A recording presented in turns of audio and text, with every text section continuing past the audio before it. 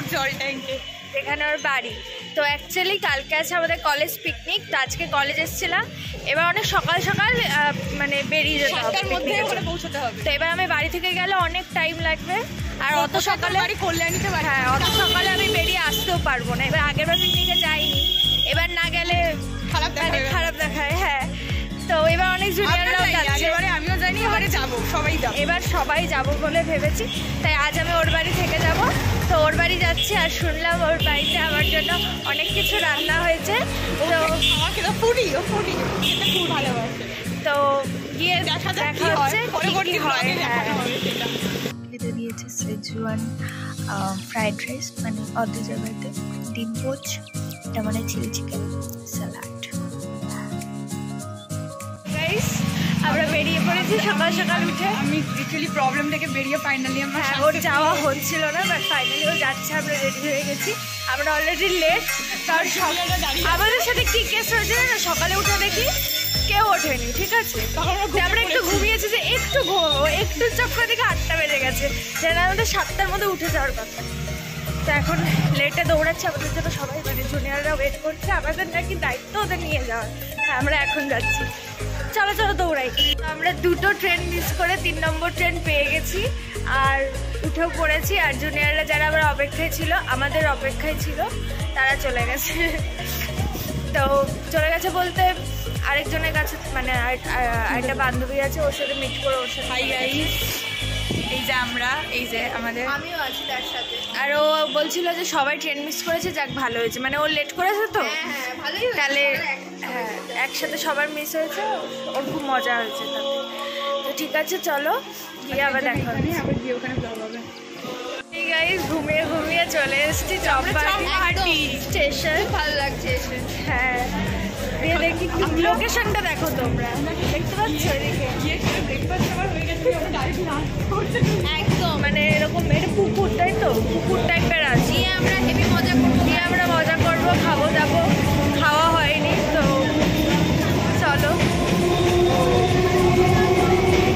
আর কি যেন বলবো, হ্যাঁ গিয়ে দেখা হচ্ছে।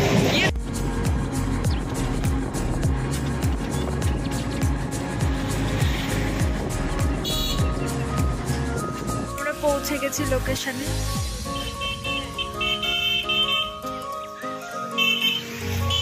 এখানে এসেই পেয়ে গেছি চিকেন পাকোড়া, আমুদি মাছ, আর এটা মনে হয় ভেজ পাকোড়া।